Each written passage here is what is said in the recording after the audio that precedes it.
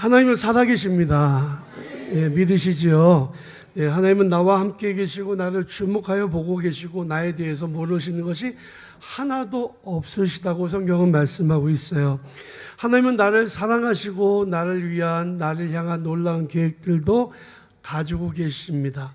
나는 하나님을 볼 수 없지만 하나님 나를 보고 계시고 나를 분초마다, 내 숨쉬는 순간마다 나를 바라보고 계시고 나를 위한 놀라운 사랑의 계획들을 세우시고 그 계획들을 하나하나 이루어 나가고 계십니다.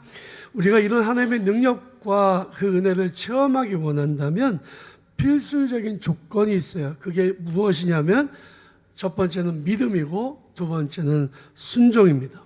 여러분, 믿음이 없이는 하나님의 능력을 체험할 수 없습니다. 순종이 없으면 우리 안에 하나님이 계획하신 기적은 절대로 일어날 수가 없습니다. 오늘 본 말씀은 우리가 잘 아는 나만 장군의 이야기예요. 수요 예배 때나 금요반 기도회 때는 가끔 제가 전했기 때문에 주일 예배만 나오신 분들은 모르실 수도 있어요. 이 나만 장군은 지금의 시리아가 있는 그 이스라엘 북쪽 지역에 있었던 아람 왕국의 군대 장관이었습니다. 역사적으로 유명한 장군들이 많지만 이 사람 나아만은 당시에 정말 대단히 용맹스러운 장군이었고요.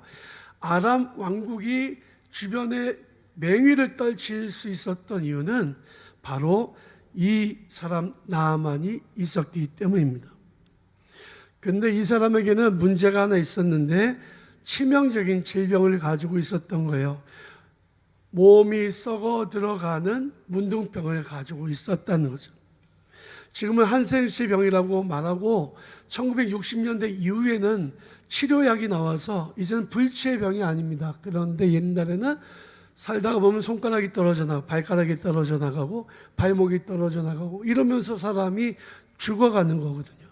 이 병을 가리켜서 천형, 하늘에서 내린 벌이다라고 말할 정도로 무서운 질병이었습니다. 문둥병 하나만은 빼놓고는 다 부족함이 없었던 사람이 나만 장군이에요. 그에게는 간절한 소원이 하나 있었는데 문둥병이 낫는 것이었습니다. 어떻게 해서라도 이 병을 고침을 받고 싶어 했던 거예요. 하지만 이 일은 불가능한 일이었습니다. 꿈속에서라도 이룰 수 없는 꿈, 그 기적이 바로 문둥병이 낫는 것이었거든요. 어느 날 나아만은 자기가 포로로 끌고 온 이스라엘 계집 종에게서 이상한 소리를 듣습니다. 참 이상하다. 우리 주인 나아만 장군은 문둥병을 갖고 있는데 북이스라엘의 그 선지자님에게 가면 이 병이 나을 수 있을 텐데 왜 갈 생각을 하지 않았는지 모르겠다. 이런 얘기를 하는 것을 듣게 돼요. 주인 나아만 장군은 이 이야기를 듣고는 곧바로 자기 왕에게 달려갑니다. 왕이시여, 저를 북이스라엘의 사신으로 보내주십시오. 저는 제게 있는 이 문둥병을 고침받고 싶은데 북이스라엘 선지자 중에 아주 능력 있는 선지자가 있다고 하니 그를 만나기를 원합니다. 아람 왕은 신서를 써서 나아만을 북이스라엘로 보냈습니다. 근데 이스라엘 왕은 이 소식을 듣고는 정신이 아득해졌어요. 왜냐하면 북이스라엘 입장에서는 아람은 엄청난 큰 강대국이고 자기 나라가 망할 수도 있는 위기라고 생각하고 있었는데 도대체 무슨 핑계를 대서 우리를 공격하려고 하느냐라고 하는 생각을 할 수밖에 없었죠. 왜냐하면 문둥병은 고칠 수 없는 병이라는 것을 알고 있었기 때문입니다. 하지만 왕이 두려워 떨고 있다는 얘기를 듣고는 엘리사가 왕에게 사람을 보냅니다. 왕이시여, 두려워하지 마십시오. 그 나아만 장군을 저에게로 보내주십시오. 그래서 그 대단한 아람의 군대 장관인 나아만이 자기의 부하들 이끌고 엘리사가 있는 곳으로 갑니다. 엘리사에게 도착했을 때에 나아만 장군은 이 선지자가 나와서 환영할 줄 알았어요. 그런데 나와보지도 않습니다. 자기의 사환을 내보내서 나아만에게 이렇게 말합니다. 저기 보이는 요단강에 가서 몸을 7번 씻으면 당신의 몸이 나을 것입니다. 나아만이 크게 화가 났습니다. 왜냐하면 자기가 누군데 감히 나한테 이렇게 하느냐라는 생각을 할 수밖에 없잖아요. 적어도 엘리사 선지자가 나와서 자기가 섬기는 하나님 여호와의 이름을 부르며 자기 몸에 있는 문둥병에 손은 안 대더라도 위에 손을 흔들어서 병을 고쳐줄 거라고 생각을 했는데 나보지도 않아. 아니 어떻게 이렇게 무리할 수 있냔 말입니다. 그리고 요단강을 보니까 아주 작은 계율이에요. 똥물 같은 그 나만 장군의 입장에서는 정말 형편없는 강이었겠죠. 자기 고향에 있는 다마스커스에 있는 그 강이 훨씬 더 깨끗하고 크고 맑다라고 생각을 했던 것입니다.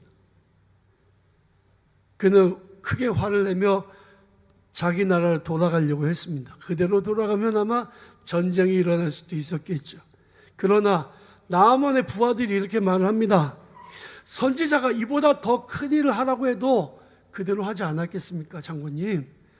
노를 푸시고 저 선지자가 말한 대로 요단강에 가서 몸을 한번 씻어보십시오. 나아만은 화를 누그러뜨리고 그리고 정말 엘리사 선지자가 말한 대로 요단강으로 내려가서 몸을 씻기 시작합니다. 한 번 씻고 두 번 씻고 세 번 씻고 5번 6번 씻었는데도 아무런 일도 일어나지 않아요. 그런데 마지막 7번째 몸을 담그고 일어났는데 몸에 있는 문둥병이 다 사라지고 피부가 어린아이의 피부처럼 되었다고 성경은 기록하고 있습니다. 여러분, 나아만은 비록 이방인이었지만 순종함으로 하나님의 은혜를 입고 기적을 체험하게 되었습니다. 그런데 엘리사 선지자에게 찾아가서 이렇게 말합니다. 내가 이제부터는 이스라엘 하나님만을 섬기겠습니다. 내가 이스라엘 땅에 흙을 퍼가지고 가서 내가 이 흙을 보면서 하나님께만, 여호와 하나님께만 예배를 드리겠습니다. 다만 내가 섬기는 왕이 지금 우상을 섬기는 사람이라 우상의 신전에 들어갈 때 왕을 부축하고 들어가기 때문에 우상의 신전에 들어갈 수밖에 없지만, 그러나 이방신을 섬기는 게 아니라 나는 여호와 하나님만 섬기는 것이라고 이해해 주시면 좋겠습니다. 나아만이 이렇게 고백을 하고 정말 그렇게 결심을 하고 이제 돌아갔죠. 나아만의 기적에는 3가지의 패턴이 있었습니다. 첫 번째는 그가 엘리사의 소문을 들었다는 것입니다. 여러분, 복음의 역사는 어떻게 일어나냐면 들음에서 나는 거죠. 들음은 어떻게 해서 가능합니까? 전하는 사람이 있어야 돼요. 이 어린 계집종이 하는 말을 듣고 나아만은 이제 하나님의 선지자를 찾아오게 된 거죠.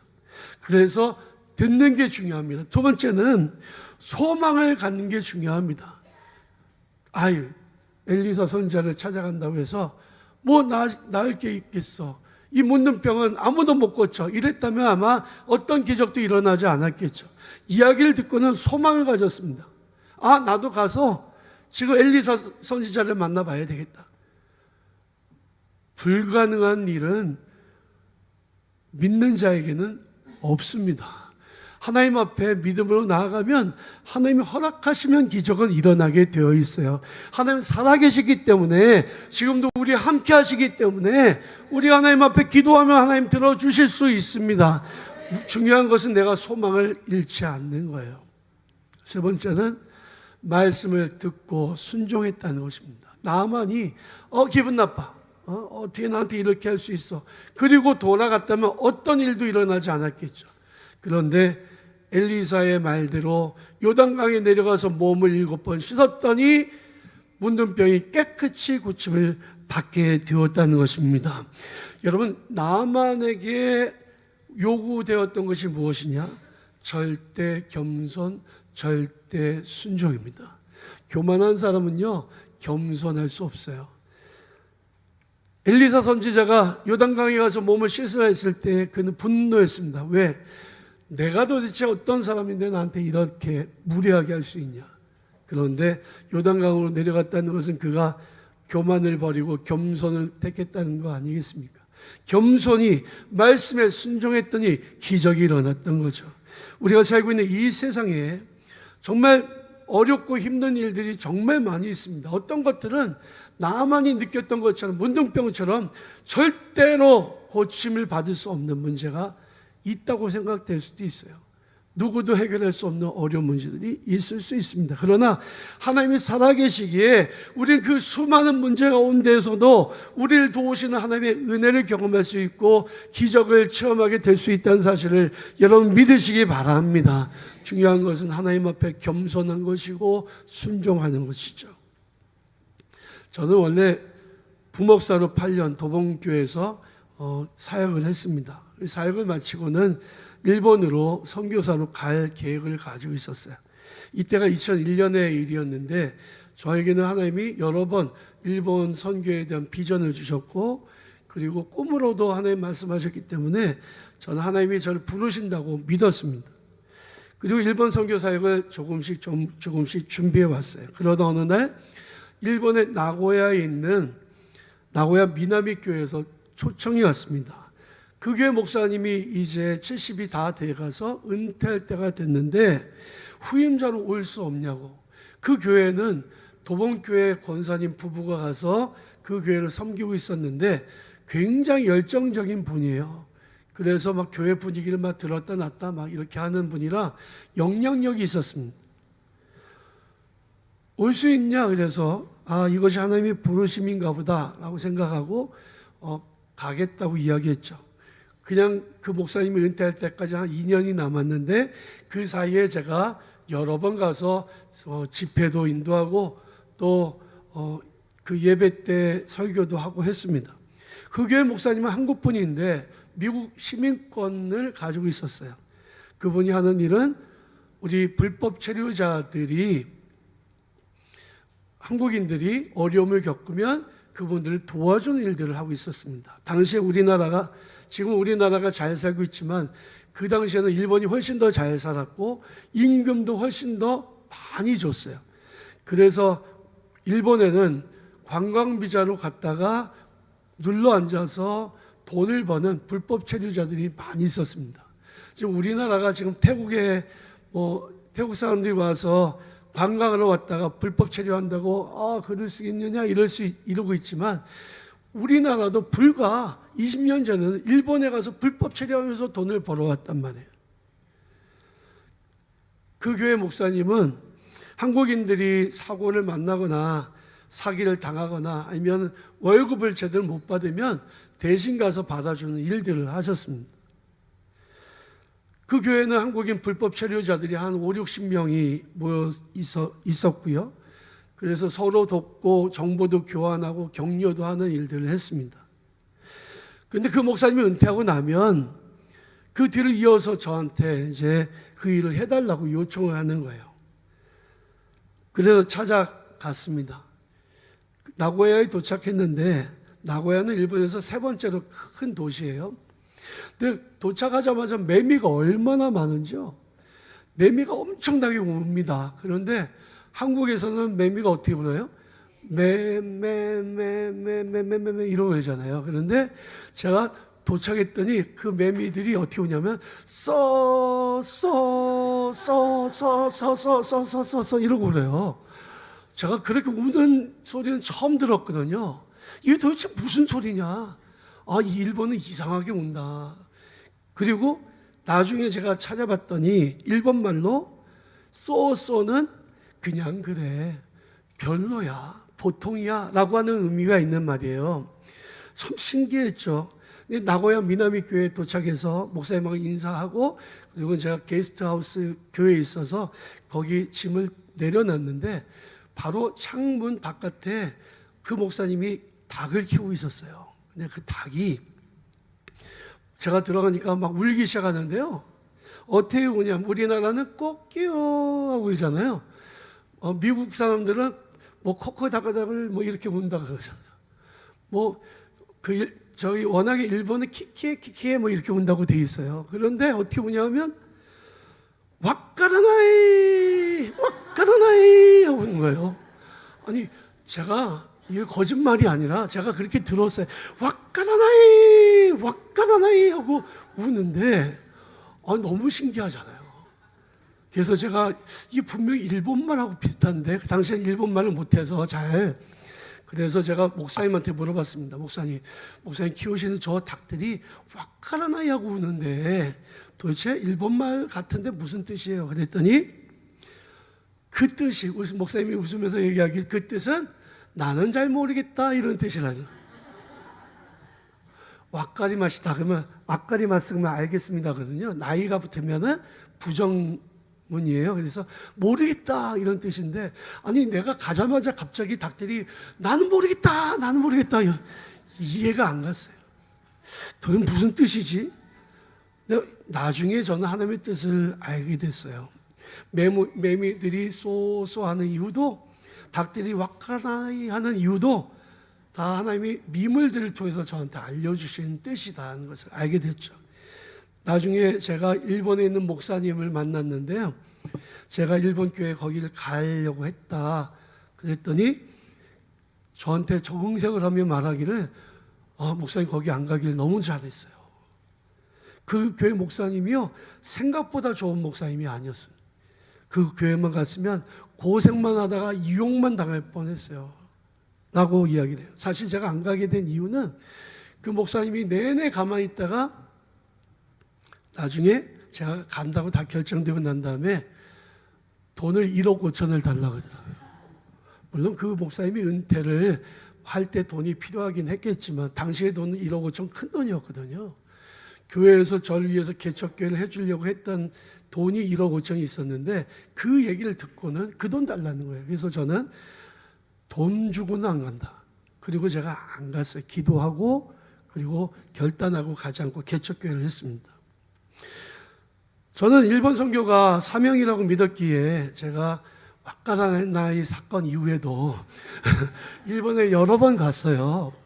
일본어 학원을 끊어서 열심히 일본어 공부를 했고, 일본 차를, 교회 차가 15인승인데 당시에는 우리나라 면허를 일본이 잘 인정해 주지 않아서 대형 버스 면허를 따야만 운전할 수 있었어요. 그래서 대형 버스 면허를 땄습니다. 그리고 또 여러 번 나고야 미나미교회에 제가 헌신예배 강사로 또 부흥회 강사로 그렇게 갔습니다. 한 번은 일본에서 그 권사님한테 전화가 왔어요. 갑자기 배가 아프다는 거예요.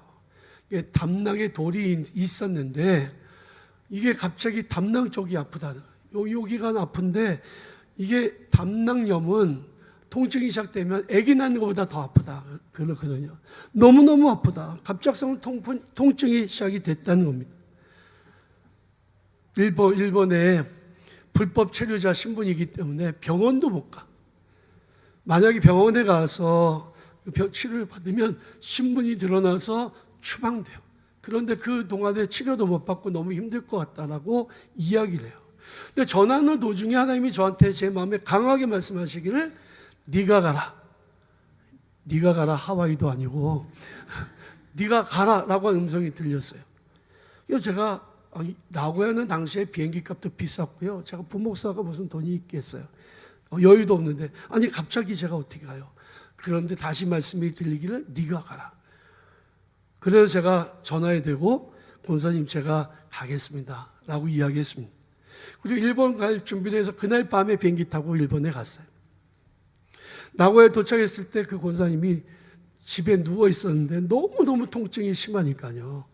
그래서 제가 밤 12시쯤 도착을 했는데 제가 곧바로 안수기도를 해드렸습니다. 통증 있는 부위에 손을 얹고 기도하는데 손바닥 아래에서 돌들이 막 튀기기 시작하는 거예요. 이건 신비한 체험이니까 여러분들이 안 믿어도 할 수 없어요. 저는 제 경험이니까요. 손 밑에서 돌이 막 튀기는데 하나님 역사하신 게 느껴지더라고요. 기도하고 하나님 고쳐주셨다고 선포하고 그리고 잠자리에 들었습니다. 새벽 2시쯤이었어요. 그 다음날 아침 6시쯤에 주방에서 달그락 하는 소리가 나는 거예요. 그래서 제가 잠에서 깨서 보니까 바로 그 권사님이 일어나서 음식을 준비하고 있는 거예요. 목사님 식사 대접해드려야 된다고. 제가 물어봤어요. 권사님 안 아프세요? 하나도 안 아파요. 목사님이 안수기도 한 다음에 통증이 깨끗이 사라졌어요. 이젠 아무렇지도 않아요. 마침 그날이 그 교회 전교인 야외 예배하는 날이었는데요. 바닷가로 한 2시간 정도 차 타고 가는데 근데 권사님 못 간다고 얘기했는데 그날 아침 일찍 일어나서 도시락도 싸고 그리고 음식을 준비해서 저와 함께 그 야외배까지 갔습니다. 저는 그때 그 바다를 잃지 못하는데요. 바다 색깔이 검푸른데 그 바다의 모래를 살짝만 떠도 이따만한 대합조개들이 나와요. 그 바다 너무 아름다운 그 기억이에요. 그런데 그것도 그 옆에는 이제 연어를 가공하는 그런 공장이 있고, 근데 그 장소가 지금도 기억나는 것은 그 권사님이 체험했던 기적 때문입니다. 하나님이 고쳐주신 거죠. 그 후로도 그 권사님은 계속 아무렇지도 않았고요. 한 7, 8년 뒤에 한국에 돌아왔는데 한국에 돌아와서 통증이 시작이 됐습니다. 나중에 들었는데 결국에는 이 담낭을 떼어낸 수술을 했다 그래요. 쓸데없는 사람이 된 거죠. 저처럼. 그 교회에서 그 권사님이 잘 섬기다가 돌아오게 됐습니다. 제가 하나님의 음성을 듣고 순종했더니 이런 일들이 기적이 일어난 거죠. 제가 그 교회 여러 번 갔는데요. 한 번은 전교인 여름 수련회 강사로 초청을 받아갔습니다. 그때 있었던 일을 이제 말씀드리려고 해요. 그 교회는 한 6, 70명 정도의 교인이 있었는데 이분들이 오래간만에 여름 수련회를 떠났습니다. 일본인 교인들과 한국인 교인들 거의 대부분이 한국인 불법 체류자들이죠. 수련회에 참석했는데 2시간 정도 꼬불꼬불 길을 갔다가 산길에 올라가 보니까 산 골짜기에 아주 예쁘게 지은 나무 교회가 있고요. 그리고 그곳에는 제가 처음 봤어요. 아주 작은 파이프 오르간이 있는데 너무 아름다웠습니다. 수련회는 아침 저녁으로 집회를 하고 낮에는 가족끼리 물놀이를 하고 맛있는 거 먹고 휴식하는 시간들을 보냈습니다. 매일 저녁 집회를 통해서 은혜를 받고 마지막 날이었는데요. 집회를 마치고 제가 그 은퇴를 앞둔 목사님에게 세족식을 부탁을 했어요. 그 목사님은 세족식이 뭔지도 몰라요. 미국에서 목회를 한 목사님이었고 제가 볼 때는 제대로 목회도 안 하신 목사님이에요. 그런데 그때까지는 세족식이 뭔지도 모르고 그리고 어떻게 하는지도 몰라. 그래서 제가 가르쳐 드렸습니다. 이렇게 하시면 됩니다. 나이가 70이 다 된 분인데 한 6, 70명 정도를 이렇게 발을 씻어주는 게 쉬운 일은 아니겠지만 제가 보니까 그 교회 교인들하고 그 목사님 사이가 너무 안 좋았어요. 뭔가 이유가 있는 거죠.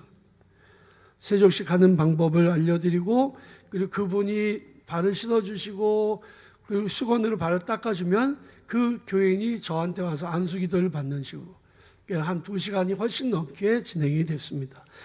교회는 마룻바닥이고 세숫대야에 물을 담아서 갈아가면서 교인들이 발을 씻어주는 거예요. 지금 생각해봐도 그 일은 참 힘든 일이었을 것입니다. 후에 그 목사님이 저한테 이렇게 말해요. 생각보다 너무 어렵고 힘든 일이어서 하다가 중간에 포기하고 싶은 마음이 들었습니다. 그런데 제가 하다가 곧바로 생각을 바꿔서 나는 종이다, 나는 노예다 이렇게 생각을 하면서 자기한테 암시를 주면서 발을 씻었다 그래요. 처음에는 너무 힘들었던 일이 나중에는 시간이 지나면서 감동이 되었다. 자기는 일생 잊을 수 없는 그런 세족식이었다라고 이야기를 했습니다. 집회와 세족식을 마치고 교인들이 마당에 나와서 불나는 막대기 이런 거 있잖아요. 이런 거 가지고 막 즐겁게 그리고 마무리를 하고 이제 끝났어요. 그 다음에 제가 다시 초청을 받아서 나고야로 갔는데 어떤 교인이 여자 교인인데 자기가 꼭 저를 식사 대접을 하고 싶다고 나고야에서 그 제일 유명한 야끼니쿠 집으로 저를 데려갔습니다. 그리고 고기를 구워 먹는데 그분이 저한테 이렇게 말하는 거예요. 목사님, 사실 저도 지난해 수련회에 참석했습니다. 그런데 그 수련회에서 은혜도 많이 받았지만 기적을 체험했습니다. 그래요. 어떤 기적이냐? 알고 보니까 이분은 수련회 이전에 교회를 한 달에 한 번 정도 갔던 분인데 직업이 술집에서 일하는 여자분이었어요. 술집에서 일하는데 가끔 교회에 나오는데 마침 수련회가 있다는 얘기를 들었다는 거죠. 그래서 어차피 쉬는 날이니까 한번 수련회 가야 되겠다라고 생각을 했답니다. 수련회가 진행되면서 예배 때마다 은혜를 받고 마지막 날이 됐는데 세족식을 하겠다고 이야기를 하니까 걱정이 됐다는 거예요. 고민이 됐다는 거예요. 왜냐하면 이분은 병이 있는데 그 병이 희귀병이에요. 발이 썩어가는 병이에요. 그러니까 그 병의 이름이 버거시 병이고요. 원인은 담배를 너무 많이 피워서 그래요. 담배를 너무 많이 피면 이 말초 신경과 혈관이 막혀서 거기가 마치 문둥병처럼 떨어져 나가고 그리고 막 나중에 발을 잘라야 되는 상황이에요. 굉장히 심했다는 거죠. 고름도 나오고 심각한 상황인데 누구에게도 그 못생기고 병든 발을 보여주고 싶지 않았다는 거예요. 그러나 세족식을 참여하라고 하는 그런 말씀을 듣고는 용기를 내서 순종을 했답니다. 그리고 세족식에 참여하고 그리고 기도를 받았는데 그 다음날 아침에 보니까 깜짝 놀랄 일이 일어난 거죠. 발에서 썩어가던 그 발이 다 그냥 깨끗이 고침을 받았다. 완전히 버거시 병이 완전히 낫다는 거예요. 이게 희귀병이고 담배를 끊어야만 어떻게 치료할 수 있는 일인데 그냥 그날 밤에 완전히 고침을 받았다는 거죠. 하나님께서 이 여자 성도에게 역사하셔서 그 무서운 질병을 고쳐주셨던 거예요. 저는 그날 무슨 일이 일어났는지도 몰랐습니다.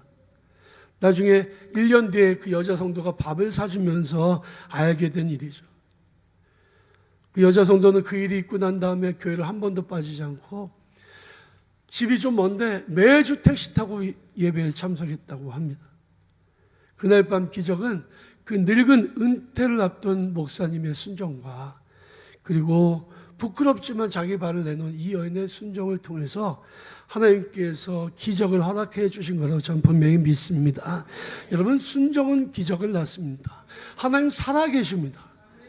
여러분의 삶 속에도 하나님께 순종함으로 하나님의 놀라운 은혜의 손길을 경험하시고 기적을 체험하는 축복의 삶이 다 되시기를 주님의 이름으로 축원합니다.